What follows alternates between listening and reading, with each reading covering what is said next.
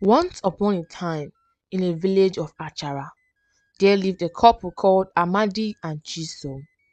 They had three boys, Nnanna, Ikenna, and Obiora. They were a happy family and they lived in peace, but Chisom was not happy.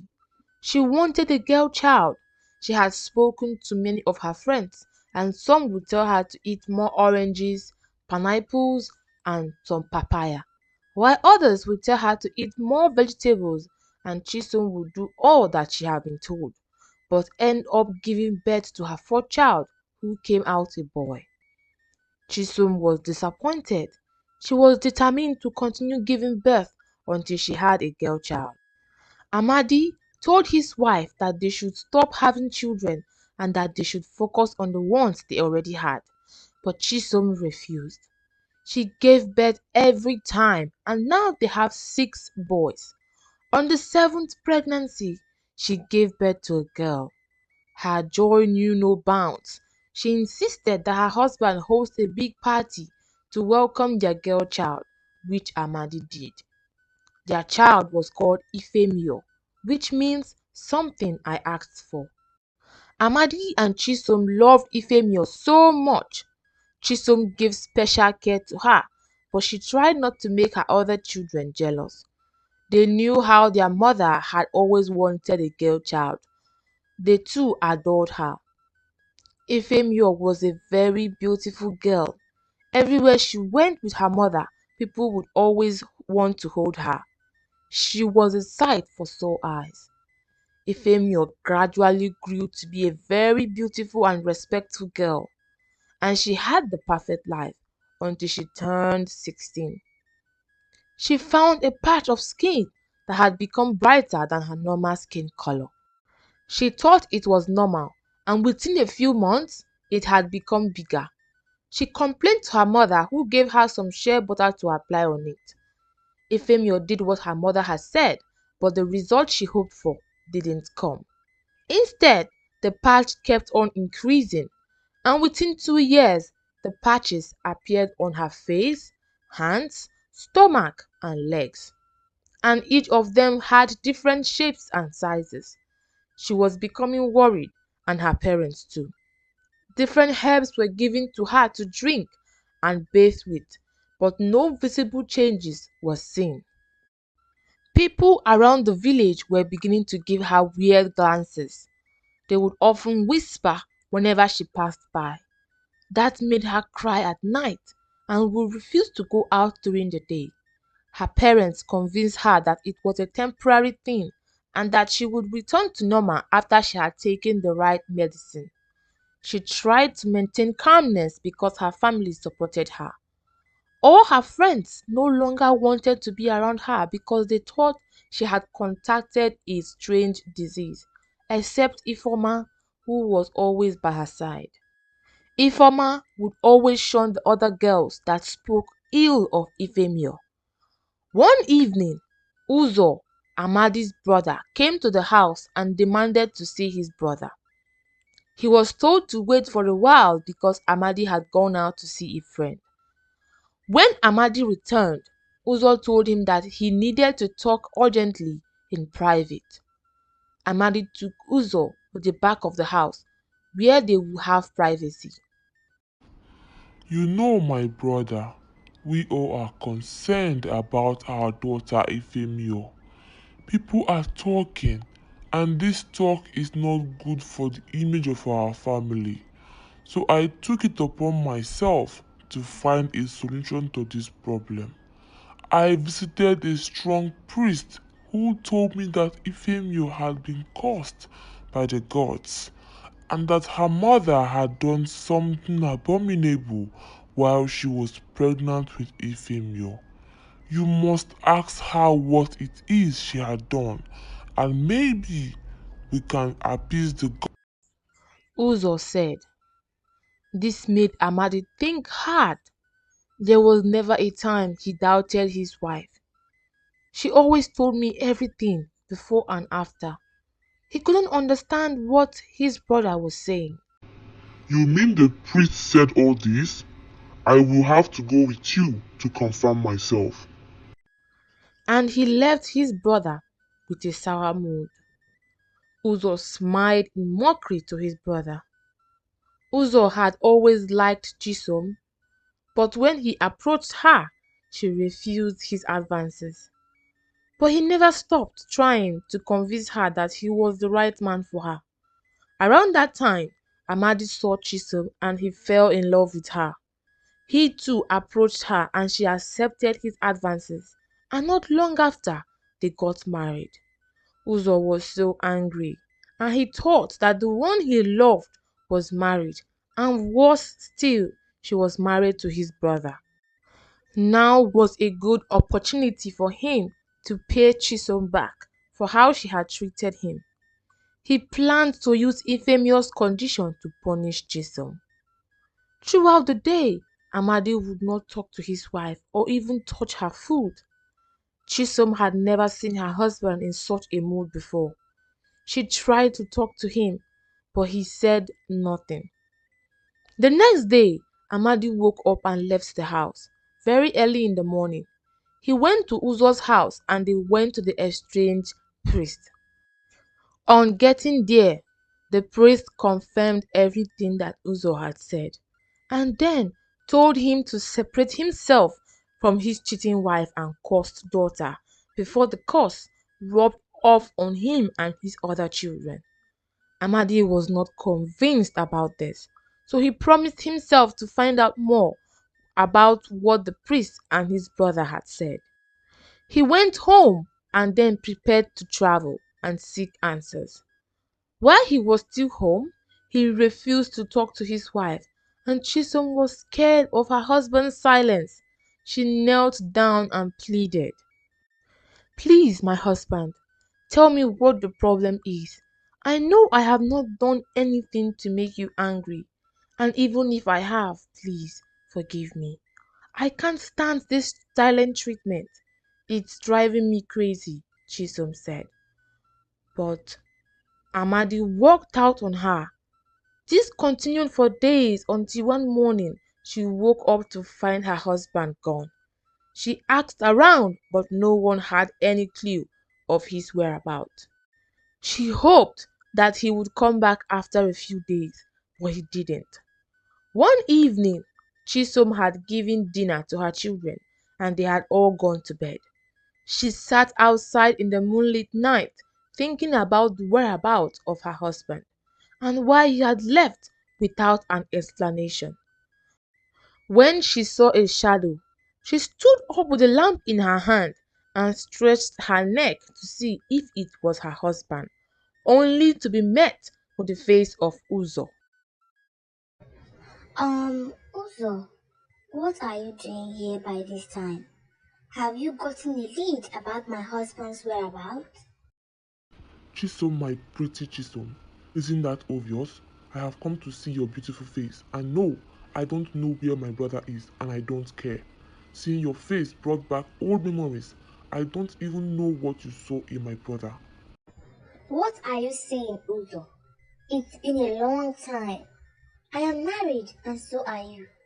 Please leave my house if you have nothing valuable to say to me. Chisom, I still love you. Please consider me, and I will treat you like the queen that you are. You are still as beautiful as I remember. My beautiful queen. He said, touching her face. Chisom was disgusted about the words coming out of Uzo's mouth.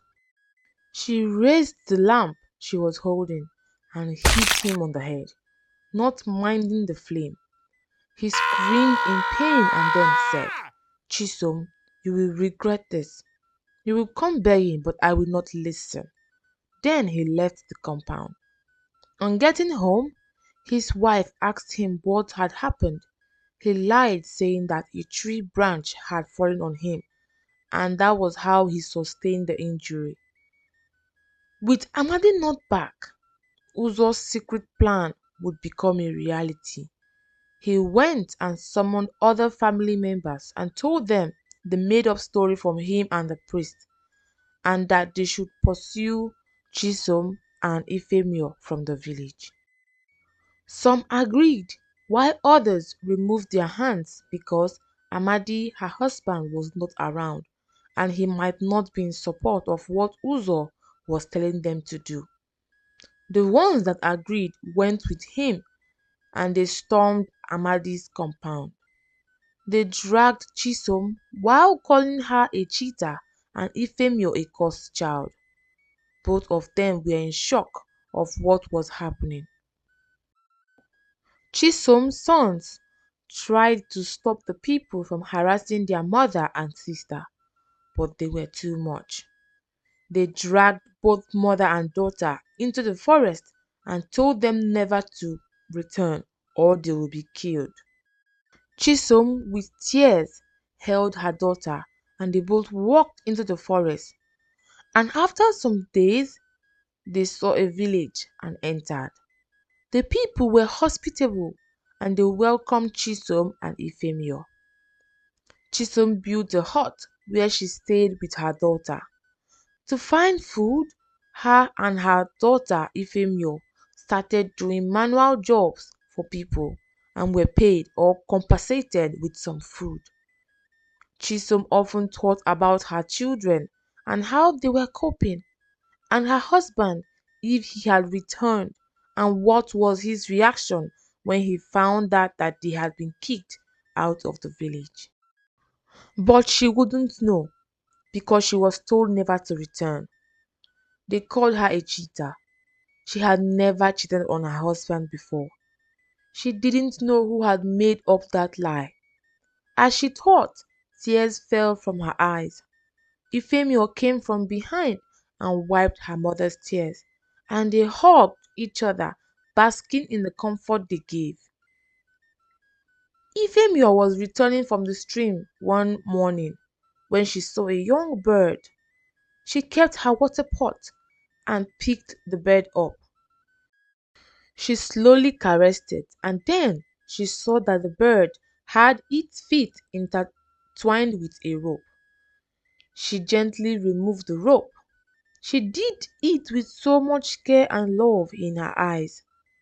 After she was done, she let the bird fly away with a smile on her face. Unknown to her that Chizoba had been staring at her from a corner. He had never seen her before. The way and manner she treated the bird captured his attention, and he craved to know her more. He approached her and she left in a hurry after seeing his face. Everyone knows Chizoba. He was a very handsome and kind rich trader.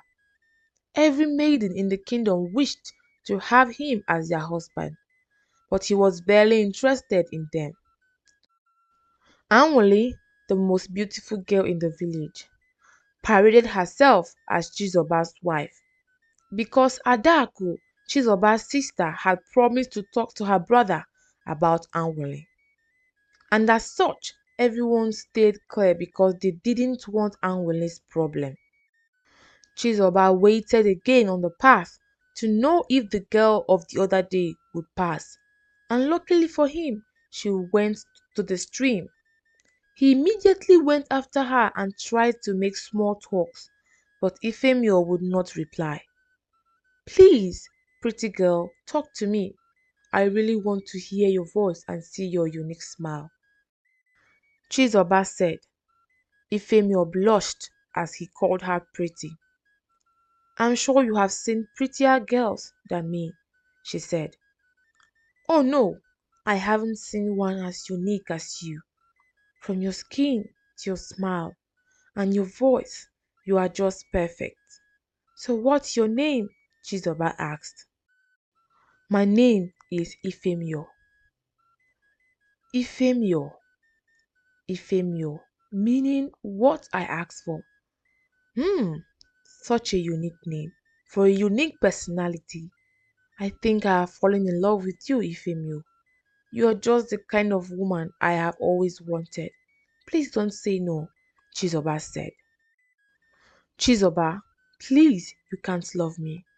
I am not in your league. I am a nobody. I have enough problems already. I don't want more added to it, she said. Why can't I love you? Hmm? So being with me is trouble for you? Is that what you are saying? Chizoba said, not liking that Ifemyor rejected him.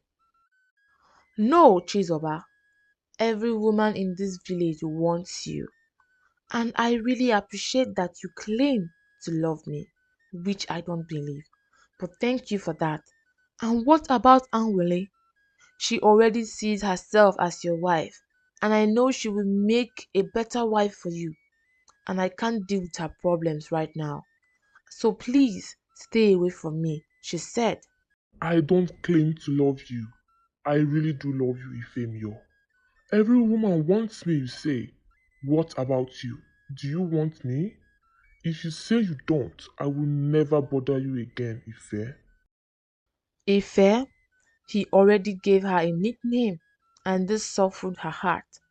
But how can he love me when he doesn't even know the baggage I came with? She looked at him in the eyes and said, it doesn't matter if I want you. You are just too good for a loser like me. Please find someone more suitable for your love. And then she walked out. She stopped going to the stream in the morning and went in the evening instead. And even in those evenings, she felt someone's eyes on her. Anwule would make food and bring it to Chizoba's house, and she would go around the house doing chores so that Chizoba would see her as a wife material and develop interest in her. At the end of it all, Chizoba would politely turn her down. He would say, Anwule, you are a very pretty girl, but it's not you I love. I have already seen someone my heart beats for. I'm sorry we can't be together. What? You can't be with me? Am I not beautiful enough for you? I promise I will make a good wife to you. Anwule, calm down. I know you will make a good wife, but not for me. And again, I don't like desperate girls. And if you want to know the girl I love, her name is Ifemyo. Who is Ifemyo? I will deal with her when I see her. she asked around the village for Ifemyor, and when she met her, she gave her a stern warning.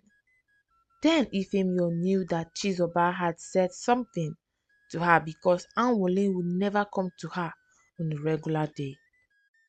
Chizoba had enough. He couldn't stay away from her even if he tried. He was at the stream waiting for her when she came, and she ignored him and started fetching her water. Suddenly, the pot was taken from her. She knew who had done that as she looked up and stared into his eyes.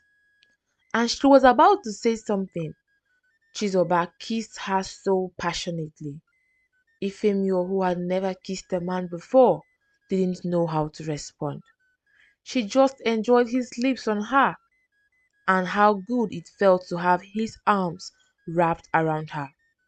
She instinctively closed her eyes and enjoyed every bit of this intimate moment. She felt strange as Chizoba continued kissing her. She felt like a million butterflies were in her stomach, and just as he had suddenly kissed her, she pushed him away. I don't know what gave you the right to kiss me, but I really think you should stay away from me. Please, Chizoba. Please! I don't want to get hurt, Ifemio said. Hurt? Why would you get hurt? Who wants to hurt you? If it's because of Anwole, she can't do anything to you. Trust me, Chizoba said. Chizoba, please, stop. Leave me alone, she said with finality. Chizoba left her even though his heart disagreed with him. His brain thought it was a logical thing to do. As he left, Ifemio's heart bled. She loved him too, but she can't face Anwole because she was all her mother got now. Chizoba then started dating Anwole to see how much of a good wife she would make. Anwole was so happy, and rumors soon went around the village about their relationship. She would have her sister cook while she took it to Chizoba's house. And although they were not married, Chizoba expected her to do those things she does before they started dating.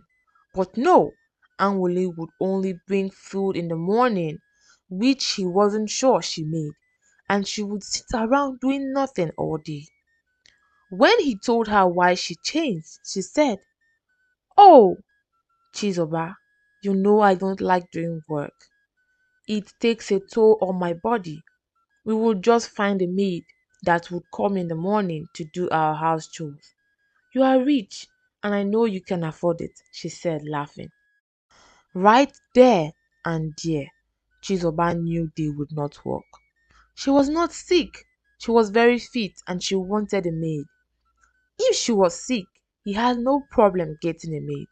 But this didn't sit well with him. He told her right there that their so-called relationship is off and that he knew that she threatened Ifemyor, and told her not to look surprised that he asked his sister Adako, and she told them the truth. He also strictly warned her to stay away from him and Ifemyor. Anwule ran away crying. Chizoba waited for Ifemyor on the path to the stream, and when she showed up, he held her and said, Please, Ifemio, give us a chance. Stop pushing me away. I have tried to move on from you, but my heart would not let me. Please, I know you love me, but you are just scared. I don't know what you have gone through in your past, but I want to tell you that I accept you wholeheartedly. Feel free to tell me your fears. I will listen to you. Ifemyor looked at him as the words he said melted her heart. She stood on her tippy toes and planted a sweet kiss on his lips. Chizoba was shocked by her action and then responded by kissing her back. She was out of breath and her lips were swollen from their kiss. Chizoba, who was looking at her the whole time, knew she liked kissing him just as he liked kissing her. He came closer to her again and held her face in his hands. Ife, I would never leave you alone. It's you I want. You can't tell me who to love and who not to love. I do not need years to figure out that I love you. I need you to trust me that I won't hurt you. Allow me to treat you like the queen that you are. Chizoba said, looking into her eyes. Chizoba, I really hope all you have said to me is true. Come, I'll tell you everything you want to know. They went and sat on a tree branch, where Ifemyor told him everything. See, Ife, when I saw you, I already know what it is you have. You are not cursed. The condition you have is called vitiligo. It's a condition whereby the skin color changes in patches. You know, as a traveler, I see and know things, he said, smiling. Indeed, ignorance is a disease. Ifemyor hugged him tightly. Thank you, Chizoba. I was made to believe I was cursed, and she pulled away. Chizoba held her face again, his eyes staring deep into hers, and his eyes also searched her face, and then he claimed her lips in another passionate kiss. We complement each other so well. I can't wait to marry you, Chizoba said. You want to marry me? She asked. More than anything else, Chizoba said, winking at her. He went to her mother and introduced himself and told her of how much he loved her daughter. Her mother agreed to their union, but they would have to go back to their village if he wanted to pay her bride price. They were scared for their safety, but Chizoba assured them that he would not allow any harm to come to them. They journeyed home and went to their compound. Amadi was outside, looking so gloomy. When he saw his wife, he ran and hugged her so tightly. I'm sorry, I'm so sorry, my wife. My husband, I hold no grudges against you. Amadi told his wife what Uzo told him, and his wife in return told him what Uzo did in his absence. He then told his wife that Uzo was banished from the land and was never coming back because of the decision he took on his brother's behalf for his selfish gain. After their reunion, Chibuzo couldn't wait anymore. He married Ifemyor and took her traveling with him for a few months, and then they planned their family together. The morals of this story. This story emphasizes on the skin condition called vitiligo. People with such conditions have no power over it.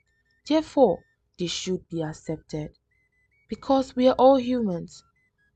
It also teaches us the importance of dialogue in any relationship, especially marriage. Being obsessed with anything is bad. We should learn to leave behind things that do not align with our destinies. Don't forget, everyone is beautiful, vitiligo or not. Thank you for watching, and I hope you enjoyed this story. Please don't forget to like, comment, and share. See you in our next video. Bye.